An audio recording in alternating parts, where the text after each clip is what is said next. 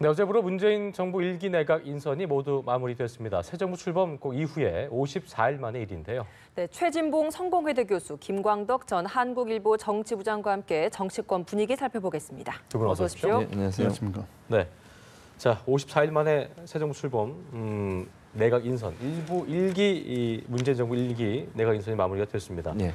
문 대통령이 공석이던 산업통상자원부, 보건복지부 장관 및 일자리, 경제수석 등 6명의 장차관급 인사를 어제 단행했는데요.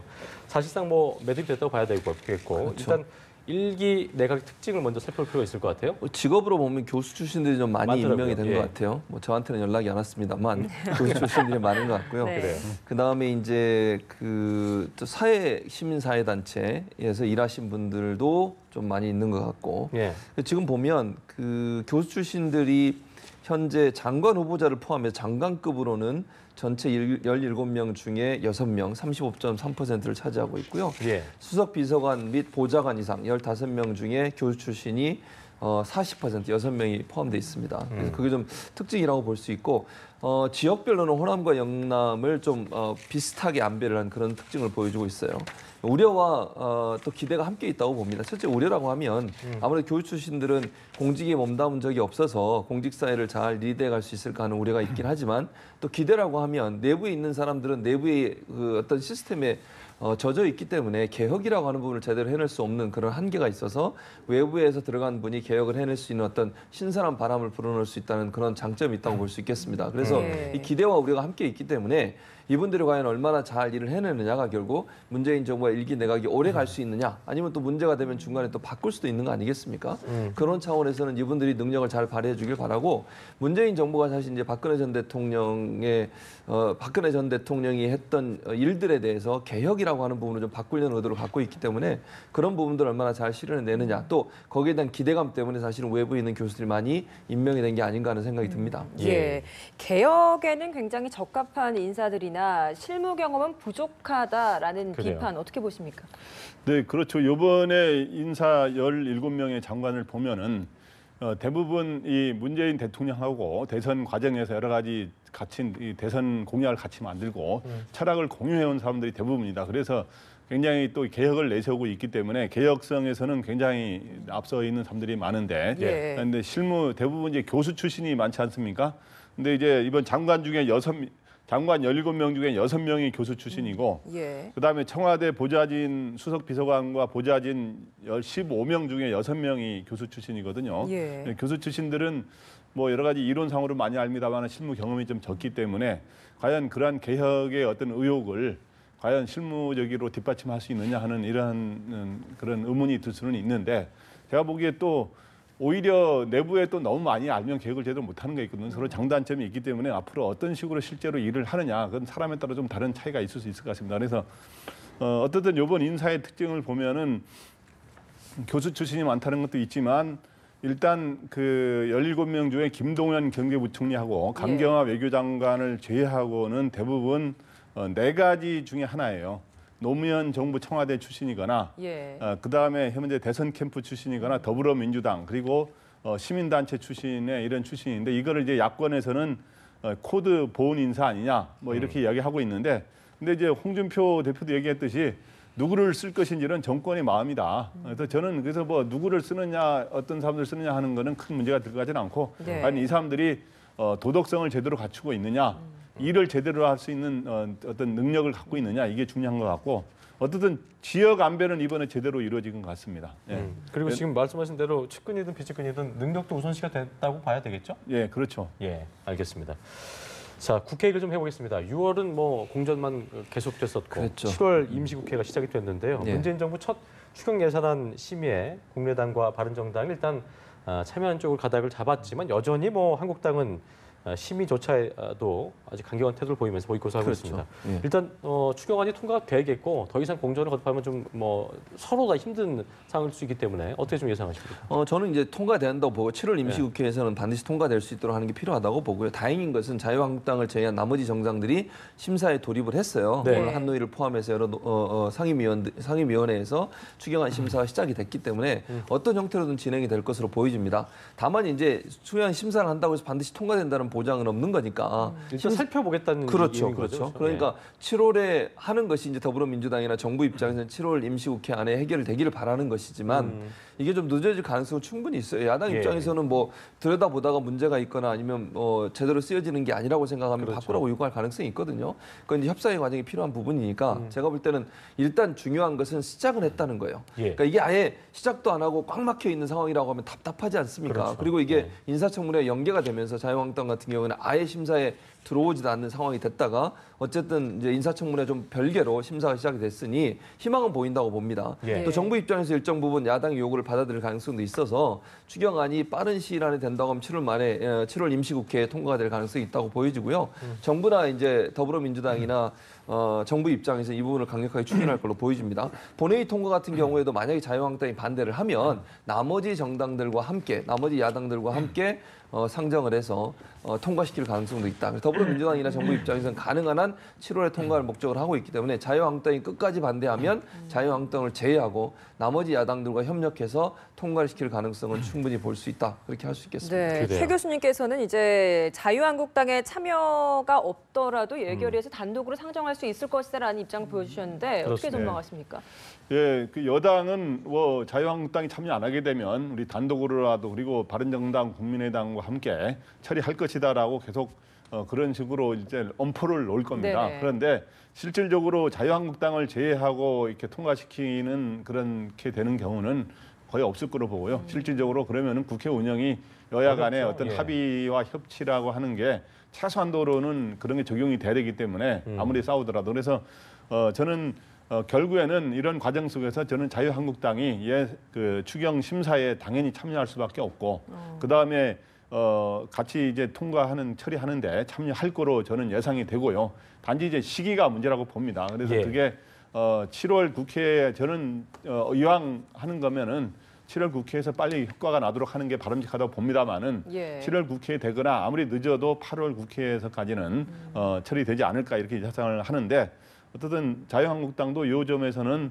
이번에 인선 문제도 그렇고 이 추경 문제도 그렇고 새 정부가 처음 시작하는데 출범하는 건 도와줘야 되는 거 아니냐라는 여론이 있는 거거든요. 이런 점을 의식해서 자유한국당도 협력을 하는 게 저는 바람직하다고 봅니다. 그리고 이제 뭐 새롭게 신임 대표가 선출되기 때문에 아마도 좀 더 유연성을 보이지 않겠습니까? 네, 그래서 이제 홍준표 대표도 원래 이 대표 경선 과정에 한 말하고 경선이 끝난 후에 한 말은 좀 다르거든요. 경선이 예. 끝난 후에 나오는 말을 보니까 조금 유연해졌더라고요. 보니까 예. 그전에는 뭐 아주 강한 험한 말을 썼었는데 그렇습니다. 이번에 홍준표 대표가 쓴 말 중에 아까도 좀 전에 소개했습니다만은 누구를 사람을 쓸지는 정권의 마음이다. 그렇습니다. 예.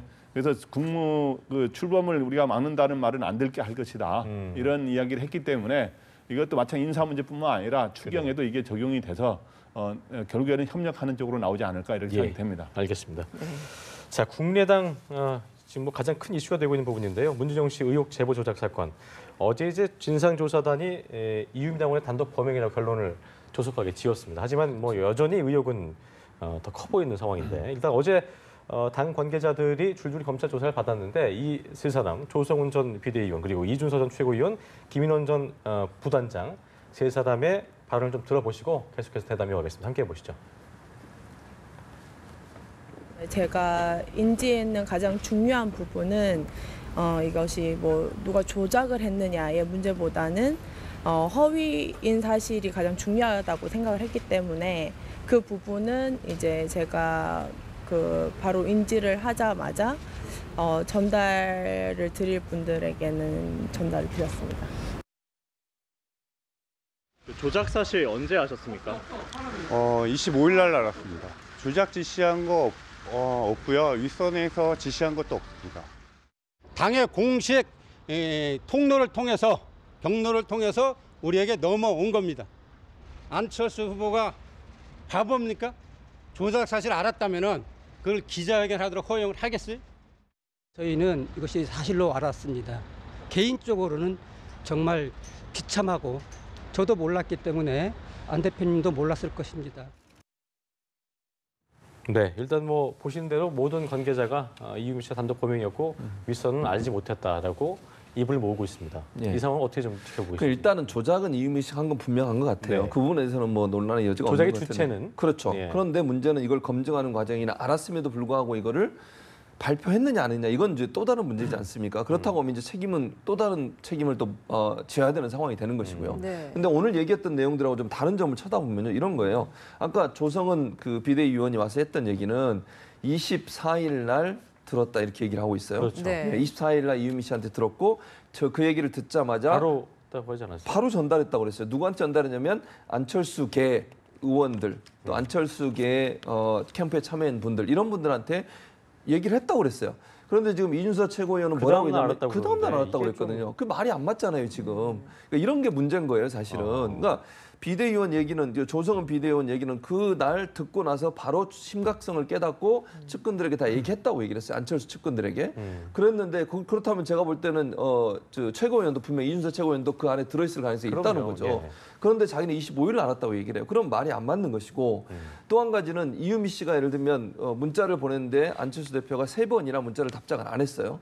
그리고 나중에 봤다고 얘기했고 처음엔 또 뭐라고 얘기를 했냐면 문자를 봤는데 내용이 잘 이해가 안 돼서 단문을 안 보냈다 한 게 첫 번째 발표였어요. 예. 그런데 어제 발표는 뭐라고 그랬냐면 진상조사위원회에서 발표한 내용을 보면 받았는데 본 게 아니라 안 보고 확인을 안 하고 있다가 이용주 의원이 전화해서 보고한 다음에 문자를 확인했다 이랬어요. 그럼 두 개가 또 말이 안 맞아요. 이런 여러 가지 사실들을 봤을 때 서로 각자 얘기하는 부분들은 자기의 책임을 면하려는 얘기를 하고 있는데 이유미 씨한테 책임을 돌리면서 그런데 결국 서로의 증언이 다르다는 데 문제가 있고 또 한 가지 이제 박지원 전 대표와 연관된 부분은 박지원 전 대표한테 이준석 전 최고위원이 뭐라고 그랬냐면 문자 보냈다고 그랬잖아요. 그 예. 증거들을 문자로 보내고 전화해서 통화했다고 그랬어요. 내가 문자를 보냈으니 확인해 주십시오라고 얘기를 했고 박지원 전 대표가 알았다, 수고하세요 이러면서 끊었다고 얘기했는데 박지원 전 대표는 통화한 사실이 기억이 안 없다고 난다 얘기했군요. 이렇게 예. 얘기해요. 그러니까 예. 이런 여러 가지 정황상으로 봤을 때 클리어하고 명확하게 지금 얘기가 안 맞는 거죠. 그래서 의혹이 더 커진다고 볼 수 있고요. 그런 사실들이 또 한 가지 이유미 씨가 검찰에서 정확하게 무슨 얘기를 했는지는 아직 드러나지 않고 있고요. 이유미 씨를 국민의당 진상조사위원회가 조사를 안 한 상태예요. 그렇다고 하면 이유미 씨가 검찰에서 어떤 얘기를 했느냐가 중요하다고 저는 생각을 하거든요. 지금 나머지 분들은 이유미 씨에게 모든 걸 다 책임을 전가하고 있는데 이유미 씨가 혹시나 다른 얘기를 했을 가능성도 전혀 배제할 수 없다. 그렇기 때문에 검찰 조사에서 뭔가 좀 뒤집힐 가능성, 새로운 그럴 사실이 나올 가능성도 가능성. 충분히 있다는 거죠 저는. 그래서 만약에 그런 가능성 때문에 이유미 씨 조사는 아니면 오늘 좀 또 이준석 전 최고를 다시 부르지 않습니까? 예. 한 번 불러서 명확하게 클리어하게 모든 게 조사가 안 됐기 때문에 또 부르는 거예요 그러면. 그렇죠. 아니면 진술이 엇갈리기 때문에 부를 수 있는 것이고요. 그건 삼자 대면을 시키거나. 그렇죠. 그럼 그렇죠. 검찰이 뭔가 새로운 사실을 알아냈을 가능성도 있기 때문에 이건 좀 더 지켜볼 필요가 있다고 생각이 됩니다. 그렇군요. 예. 이 조성은 전 비대위원이 사실상 이 사건을 이유미 씨로부터 가장 먼저 들었던 사람인데 그렇습니다. 통화를 하면서 이제 이유미 씨가 횡설수설하면서 억울하다라는 또 심정을 토로를 했다고 해요. 이 부분도 본인은 뭐 시켜서 한 것이다라는 이런 것들을 그렇습니다. 암묵적으로 알리는 게 아닐까 싶은데 어떻게 보십니까?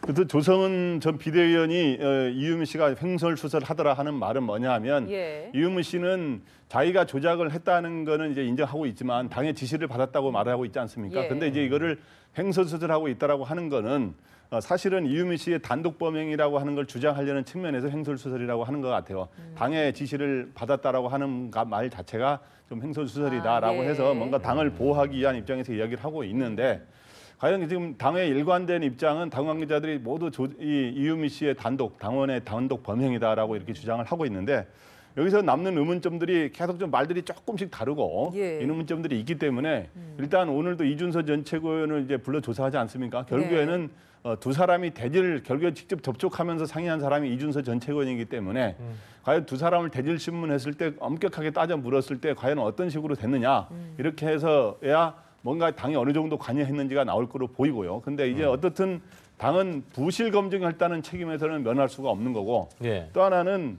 오늘 김관영 그 당내 조사단장도 뭔가 의심스럽다고 한 의문이라는 게 하나 한 게 이해했는데 뭐냐면 대선 직전 날 5월 8일 날 이유미 씨와 이준서와의 대화에서 이유미 씨가 이런 말을 하지 않았습니까? 사실대로 말하면 국민의당이 망한다고 해서 내가 아무 말도 못하겠다라고 예. 했을 이 전후에 이때 이제 그게 무슨 말이냐 하면서 대화를 주고받은 내용이 있는데 이 내용에서 최소한 이준서 전 최고위원은 그 전에 발표할 때까지는 제보 조작 사실을 몰랐다고 하더라도 이때는 뭔가 이런 감각 낌새를 못 챙겼다는 게 좀 말이 좀 안 되거든요. 그렇기 때문에 이때는 뭔가 제보의 어떤 이 부실이라 꼭 조작이 아니더라도 부실에 대해서 뭔가 알고도 묵인하고 넘어간 게 아니냐라고 하는 의혹이 생길 수도 있는 거기 때문에 어쨌든 여러 이제 이 이준서 전 최고위원뿐만 아니라 그다음에 이제 그 더 윗선들의 어떤 어느 정도 개입했는지를 검찰이 더 조사해봐야 이제 나올 거로 보입니다. 예.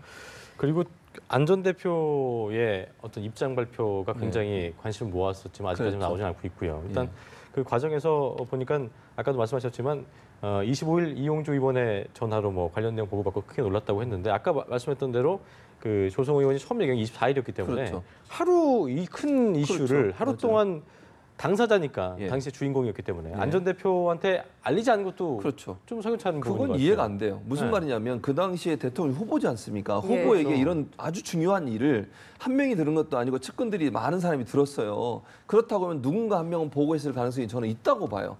아니 그걸 보고를 안 했다면 그 사람들이 이상한 거 아닙니까? 그게 해야 되지 않겠습니까? 그럼요. 예. 자기들이 지금 캠프에 들어와 있고 대통령 선거의 최종 책임자인 후보가 이 사실을 모르고 있다. 알고 있음에도 불구하고 얘기 안 했다. 이거는 이해가 안 되는 것이죠. 그러니까 이게 상식적으로 이해가 안 되는 부분이 너무 많은 거예요, 지금. 그러니까 진상조사위원회에서 발표한 내용들은 단순하게 모든 책임은 이유미 씨이고 나머지 모든 사람은 몰랐다는 것으로 지금 짜서 가는 것이 아닌가 하는 의혹을 떨칠 수가 없는 부분이라고 볼 수 있겠습니다. 그러니까 예. 여러 가지 정황상 말이 서로 다르고 그다음에 상식적으로 이해가 안 되는 여러 가지 얘기들이 있음에도 불구하고 그 부분을 명확하게 해결 안 하고 있어요. 예를 들면 안철수 전 대표가 3번이나 문자 받았는데 답장을 안 했다고 하는 것도 이해는 안 돼요, 사실은. 그렇죠. 그리고 그 내용이 무슨 내용인지 몰라서 단문을 안 보냈다는 것도 상식적으로 이해할 수 없죠. 물론 안철수 전 대표가 갖고 있는 독특한 캐릭터가 있어서 그랬다면 이해를 할 수 있지만 일반적으로 사람이 어떤 문자를 받았는데 이해가 안 되는 내용이면 어떻게 합니까? 물어보죠. 이게 무슨 내용입니까? 왜 이 문자를 저에게 보냈습니까? 라고 하는 반응이 일반적인 반응이지 그걸 그냥 무슨 내용인지 모르겠으니까 단문을 안 보낸다. 그것도 본인의 제자와 함께 일했던 사람이 보낸 문자예요. 그렇다고 하면 뭔가 심각성이 있구나 하는 걸 느끼게 그렇죠. 됐을 것이고 그럼 당연히 물어봐야 되는 건데 물어보는 과정이 없었다. 그리고 나중에는 말을 다시 바꿔서 뭐라고 얘기했냐면 이용주 의원이 보낼 때까지 보고하기 전까지는 그 문자를 보지 않았다.